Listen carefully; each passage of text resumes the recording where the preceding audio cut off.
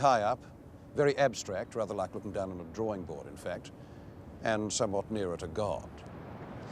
What their projects had in common was an alarming obsession with social hygiene. In future, the human animal, instead of lurking in streets and squares, would live in tower blocks and commute by monorail and biplane and scurry about in allotted green spaces and in general be made to do one thing at one time in one specific place. And thus the millennium would dawn, and the old cities of Europe, which had escaped the ravages of World War I, would now be flattened by idealist architects. Most of these utopian schemes fell somewhere between the suburb and the ziggurat, and most favoured the ziggurat. One motif recurs over and over: the tower blocks on a rectangular grid separated by patches of green space and joined by superhighways.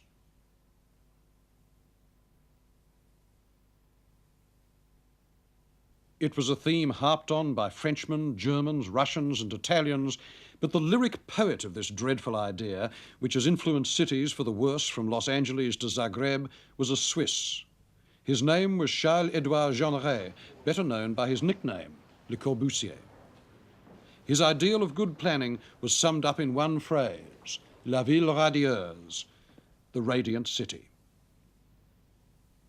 His answer to the crowded towns of Europe, so unpredictable, so hard to control, was the tower block glittering above the greenery, decentralisation brought about by the car. The car would abolish the human street, possibly even the human foot. Everyone would have a car. Some people would have aeroplanes too. The one thing nobody would have would be a place to bump into others, walk the dog, chat, strut, or do any of the 100 other random things that one does on a street and which, being random, were loathed by Le Corbusier.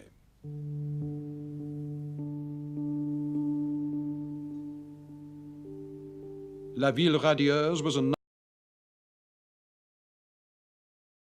to the omnipotent architect. They would also have to give up their memory insofar as it was recorded in stone and brick.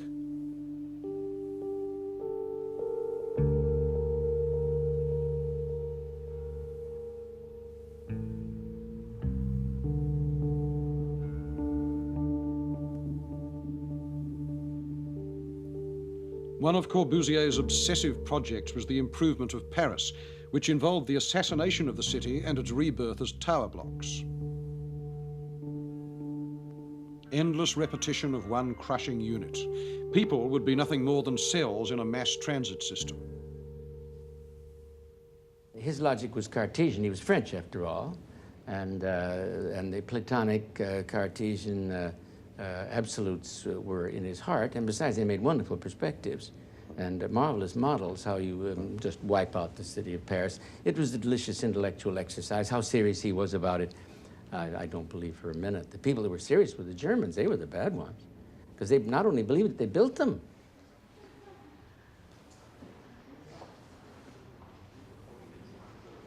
One thing Corbusier built is here in Marseille, the Unité d'Habitation of 1947. 9 stories high, set in green space, with an unusual roof. It contained a gymnasium, a space for exercise, a paddling pool for the kids, and a bicycle track.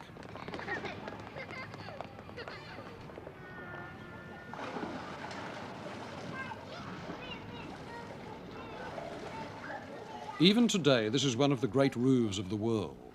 The place is a metaphor of Corbusier's social aims, the concrete garden of ideal form, giving health to those who live in it. To me, the roof of the Unité has a sadness approaching that of a Greek temple.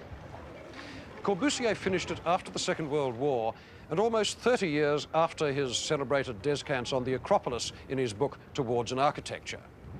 The Greeks on the Acropolis, he then wrote, set up buildings which are animated by a single thought, drawing the desolate landscape around them and gathering it into one composition.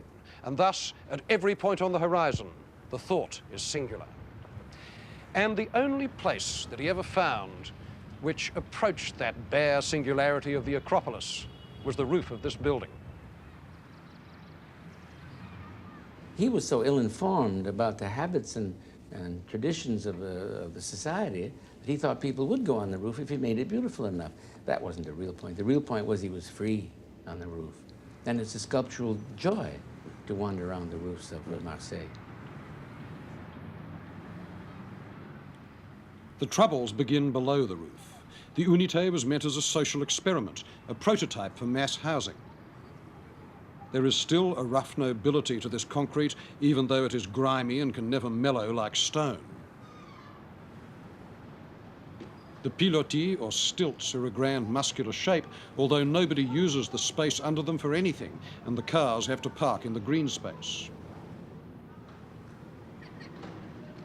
And as housing, the Unité has not been a success. Its emblem is the figure of Corbu's modular man, the distorted great-grandchild of Vitruvian man, and unintentionally a symbol of Corbusier's lofty disregard of real human needs. Privacy in the flats hardly exists. Many of the rooms are little more than cupboards. The shopping mall on the 5th floor is mostly out of business because the French like to shop in real markets down on the street, another fact of life that the form giver did not grasp.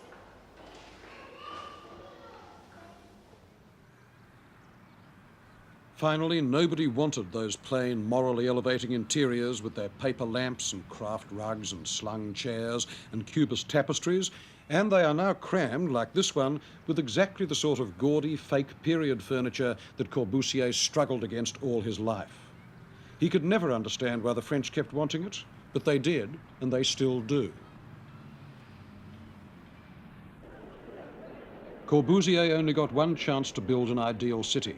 It was Chandigarh, the new capital of the Punjab, which Nehru asked him to design in 1950.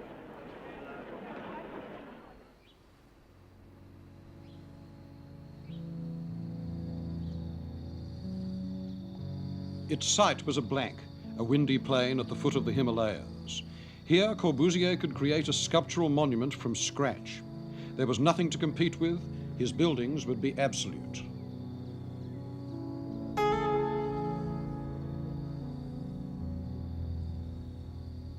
And so they were, except that they never came to life as a city. They have the passionate dignity and the uninhabitability of sculpture. But after 30 years, nobody wants to live there, and so Chandigarh, like most capitals that have been invented overnight by governments, is socially lifeless, elevating as an idea and depressing after the first 24 hours. Yet though he failed as a sociological architect, Corbusier was a great inventor of shapes, the Picasso of architecture. And his language was based on two systems of form which seemed utterly opposed, but were, in his eyes, similar. Classical Greek architecture in all its lucidity, and the clear, analytic forms of machinery. He wanted to celebrate what he called the white world, the world of clarity and precision, of exact stucco and glass, of culture standing alone against the real world of muddle and clutter and compromise.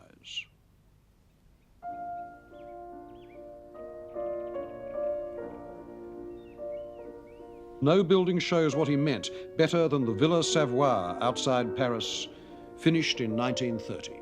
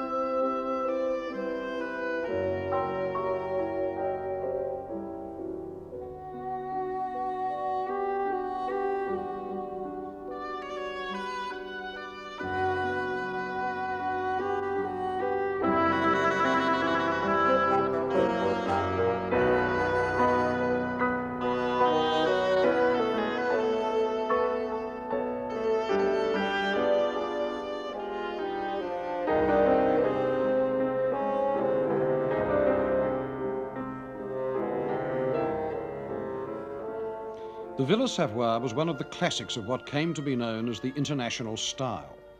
The principles of this style had been laid out once and for all in 1927 in the Deutsche Werkbund housing exhibition in Germany, an architectural trade fair for which not only Corbusier but also Walter Gropius, Mies, Bruno Taut, Peter Behrens and J.P. Out built demonstration homes.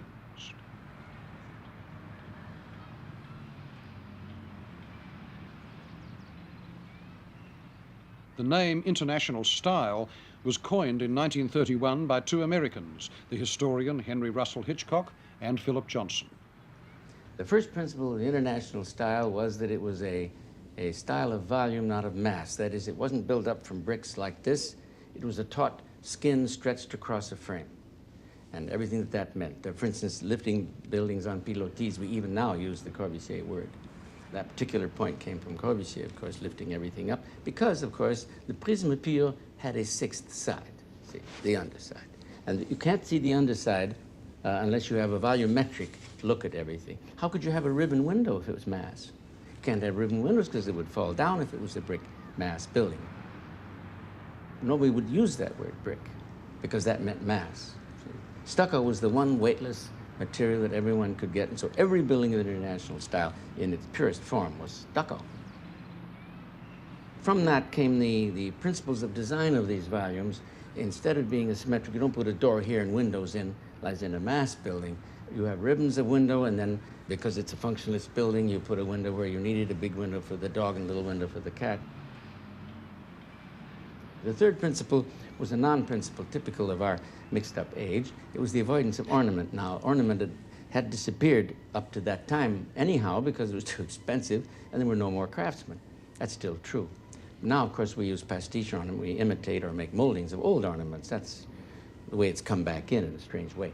But that principle of avoidance of ornament was the easiest to do. So if you then believe in volume, not mass, you can't put tops on buildings. Of course, any angle like that was taboo. Had to have a flat roof. But you see, I came in 28, and by that time it was pretty well codified. The international style that we had Weißenhofsiedlung, which is the epitome. That was the high point of the international style, when everybody had to do a flat roof, everybody had to be white, everybody had to use stucco, and they all did. They saluted and did whatever Mies said. He was a kid at the time, and kid being architecture, being 40. And there was an amazing thing for a kid to do, to get all the great architects together and make them all do the same building. And so I was there at that time when all ideas of mysticism or anything that wasn't rational or couldn't be clearly explained was have been rigorously rooted out. The main place from which this style emanated was the Bauhaus, started in Weimar and then established in Dessau and closed by the Nazis in the 30s on the grounds that it was a Bolshevist conspiracy against the family and the German race. The Bauhaus program meant the rethinking of every manufactured object and not just buildings. And during its short life, 15 years, it utterly transformed the idea of advanced design in Europe. It was the centre of a network of men and women who wanted to remake culture in terms of industrial process. The man who formed the school, wrote its program, and ran it for the first 10 years of its life was the architect, Walter Gropius. Gropius' ambition had set early in his career. In his early 20s, in 1907, he had worked for the leading industrial designer in Germany, Peter Behrens. Today, we're used to companies getting one designer to furnish their whole visual style. 70 years ago, that was extremely rare. Behrens pioneered it through his work for one big industrial client, AEG. He designed their factories, their catalogues, even their stationery.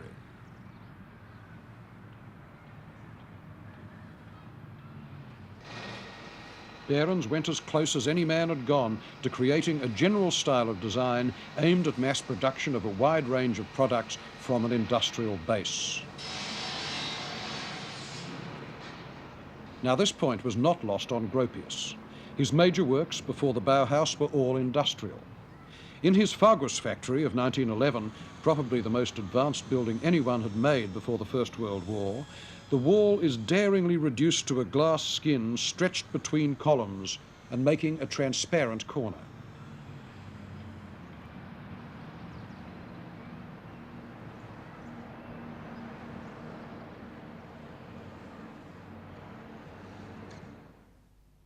The Bauhaus enabled Gropius and his colleagues to pursue the idea of a total art, subsuming all the divided arts under a new technology.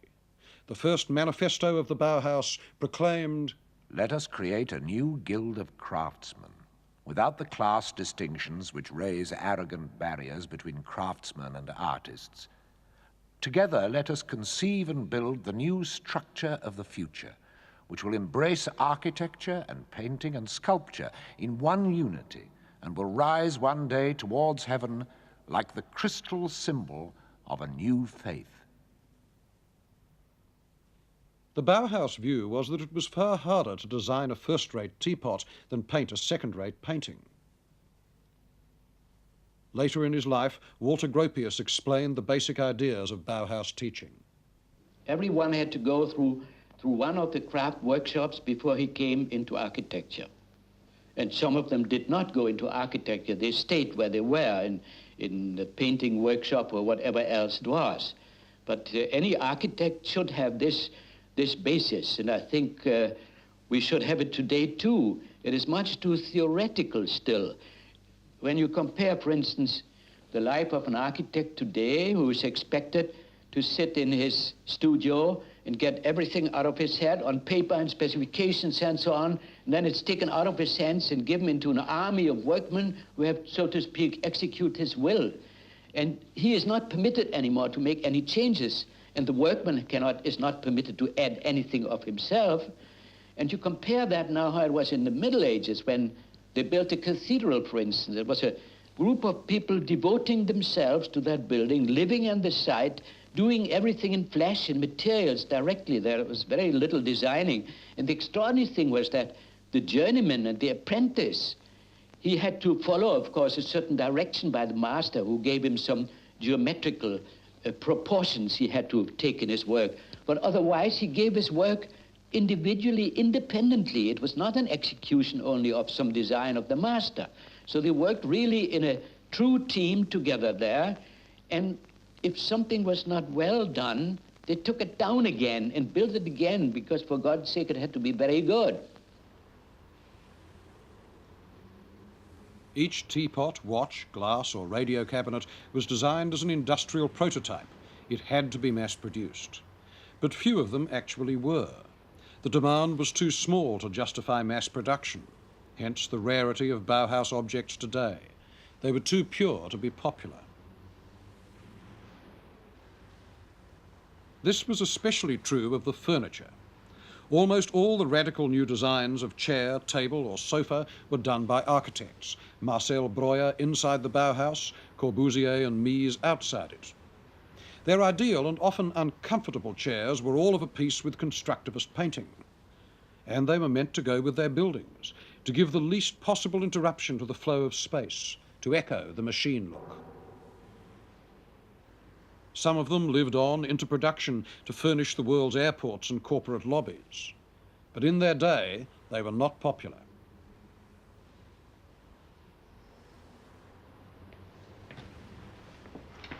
The most severe rebuke to the pleasure-seeking body was made a bit earlier in 1918 by a Dutch designer called Gerrit Rietveld. And this chair of his is rightly considered a classic because it goes far beyond the ordinary kind of functionalist discomfort. The human body for which it was putatively made simply doesn't exist. And insofar as it ever was designed to accommodate a human bottom, that bottom is one of those platonic solids existing somewhere out in the ether in a world of ideal form, but never made flesh. The fact about these designs of Rietveld's is that, august as they are not really furniture. They're sculpture. They're a three-dimensional development of two-dimensional pattern, the kind of pattern of grid and primary colours that formed the paintings of Mondrian, van Doesburg and the De Stijl group. De Stijl was Dutch for the style. Its leader was a painter and critic, Theo van Doesburg. As a group, it didn't last long, just a few years during and after the end of World War I. Nevertheless, the half-dozen artists and architects in the movement were very clear about their aim. After the slaughter of the Great War, they wanted to be international men, and art could supply the model for this frame of mind. Down with frontiers, up with the grid. A new world of lucidity would rise from the wreckage. no curved lines, Masonic rectitude. De Stijl was against the individual and for the collective and the universal.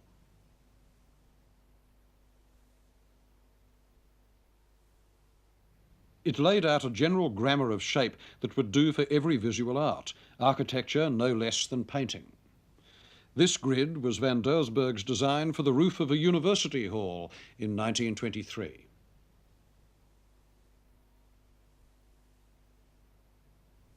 The programme of De Stijl had no practical chance, since art cannot cure nationalism and manufacturers were not idealists. But its name survives partly because one of the greatest artists of the 20th century was involved with it. He was Piet Mondrian. This grave and diffident man was one of the last painters to believe that the conditions of human life could be changed by making pictures. For him, art was not an end in itself. It was a means towards an end. Mondrian was an intensely religious man. He had a vision of utopia in which the scales would drop from man's eyes as the visible world disclosed its underlying harmonies. Then to see would be to know. Mondrian thought of art as a bridge to this clarity of vision. Once you had it, you no longer needed painting. And this belief gave his work an extraordinary consistency.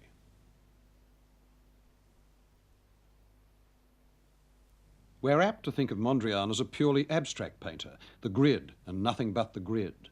But his work was grounded in nature and in metaphors based on nature.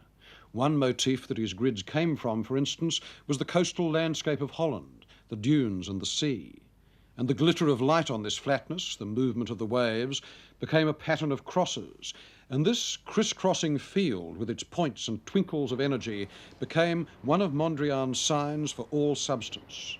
It was the basis of his universal grammar. So it was appropriate that Mondrian should have come to New York, Grid City. He got there as a refugee from the Second World War in 1940, and his studio is remembered as one of the shrines of modernism in America.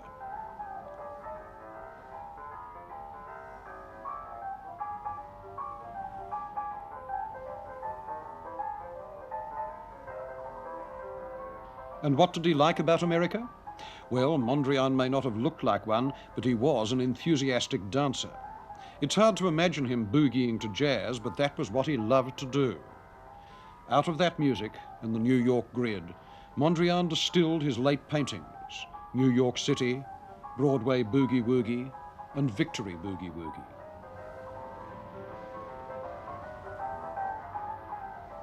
These paintings are not exactly metaphors of New York, and still less can they be read as plans.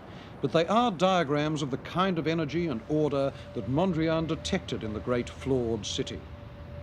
The yellow blips shuttling along their paths don't necessarily represent cabs, but once you have seen Broadway Boogie Woogie, the view from a skyscraper down into the streets is changed forever.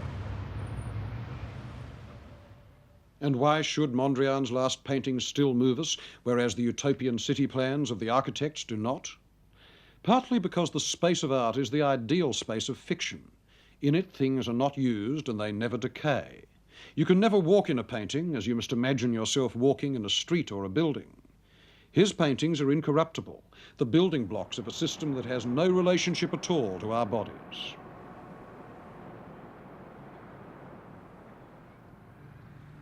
But architecture and design have everything to do with the body, and the unredeemed body at that.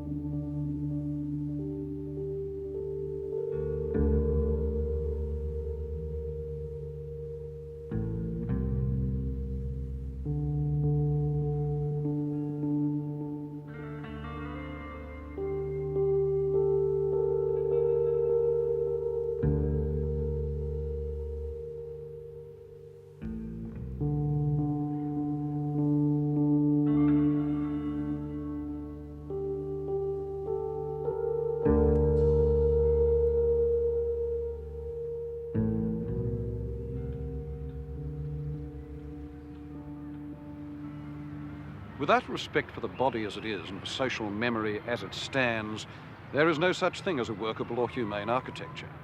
And that's why a place like this, La Défense outside Paris, is experienced by everybody, including those who live in it, as a piece of social scar tissue. Gimmicky, condescending Alphaville modernism. Stick them in concrete boxes and give them some concrete to play on, and then paint it all bright colours because that's what the kiddies like.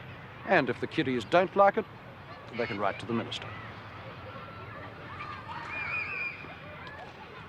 That is why so many of the classics of utopian planning have turned out to look inhuman or absurd, and why they don't work, and why the social pretensions behind them seem to be so much hot air.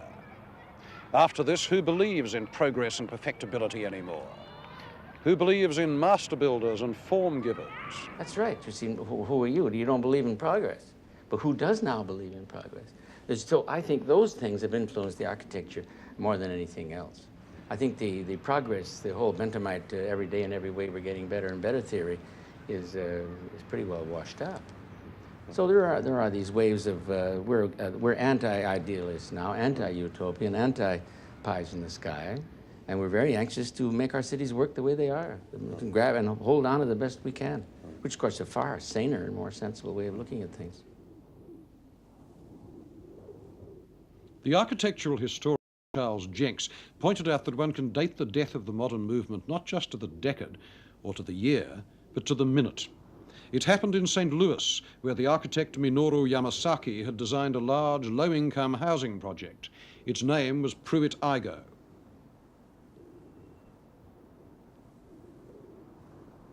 Tower blocks, parks, recreational streets inside the buildings, every sort of Corbusian amenity.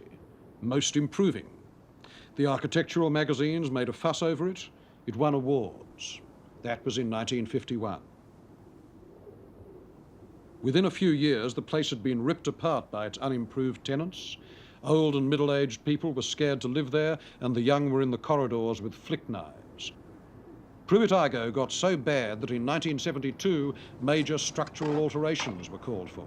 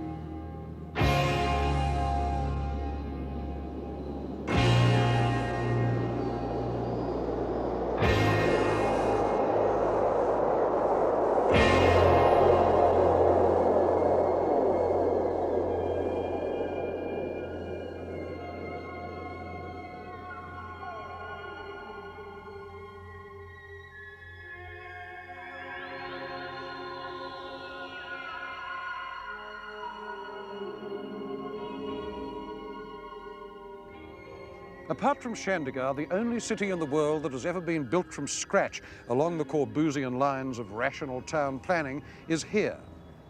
In the 50s, the Brazilians decided they wanted a capital. Now, the thing about bureaucrats is that they hate ports. They're too open to influence, they're too hard to control, they're too full of life. And so, although they already had one very lively port in Rio, the Brazilians decided to put their capital 1,200 kilometers away in the center of the country on a red dirt plateau where nobody had ever lived or indeed ever wanted to.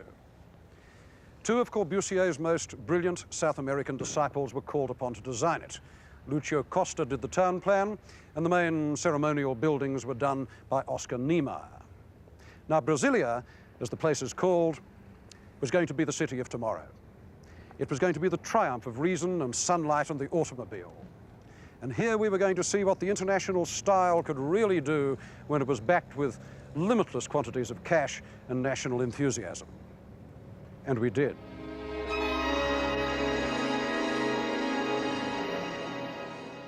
This was La Ville Radieuse all over again. How good it can look on film, the most photogenic new town on earth.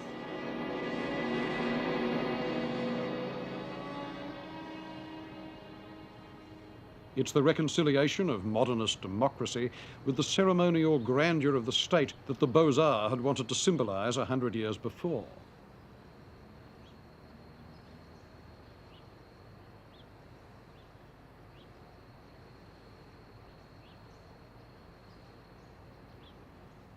It's always had a good press, too. Brazilian architectural critics did not dare say anything against it, and it's so far away that most other critics have never actually seen it.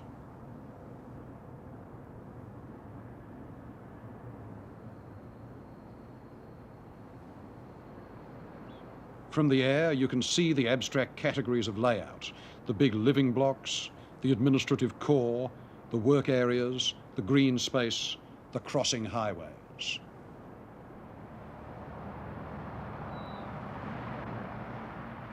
Here, the Corbusian dream has come true. The car has abolished the street, and the pedestrian is an irrelevance. A large irrelevance, since most people in Brasilia do not own cars.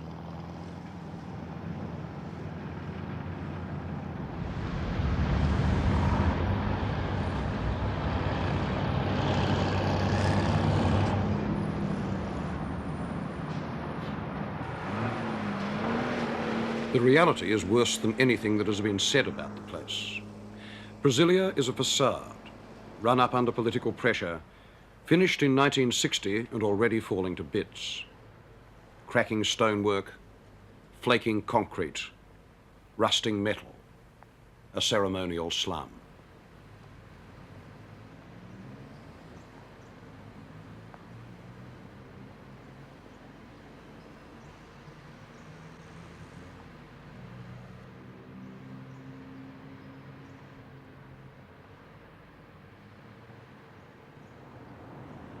So what Brasilia became in less than 20 years wasn't the city of tomorrow at all. It was yesterday's science fiction.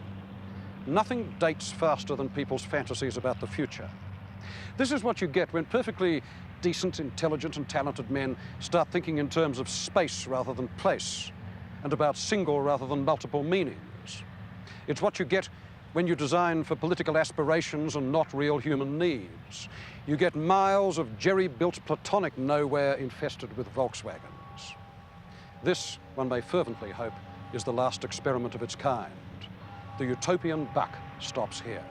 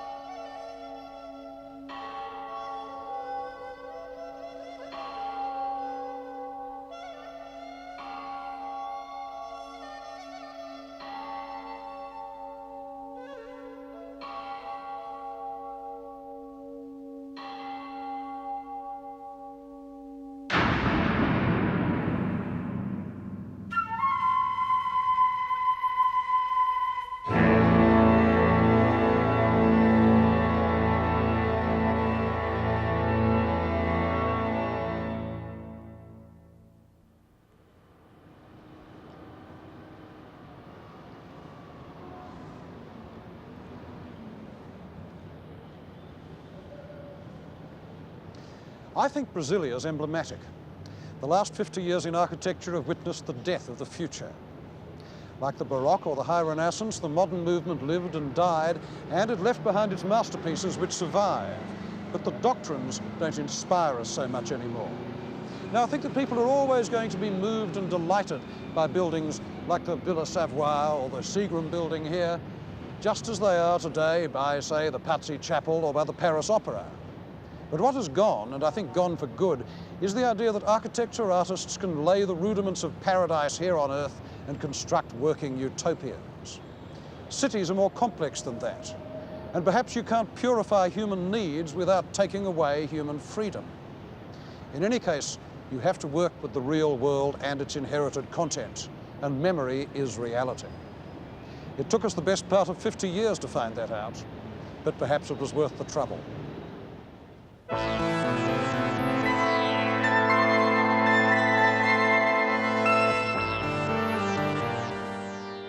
And you can see more from the original Shock of the New next Thursday at 10. Next tonight, self-confessed art geek Ben Lewis tracks down the court jester of the art world, cartoonist of conceptualism, Maurizio Catalan. Stay with us.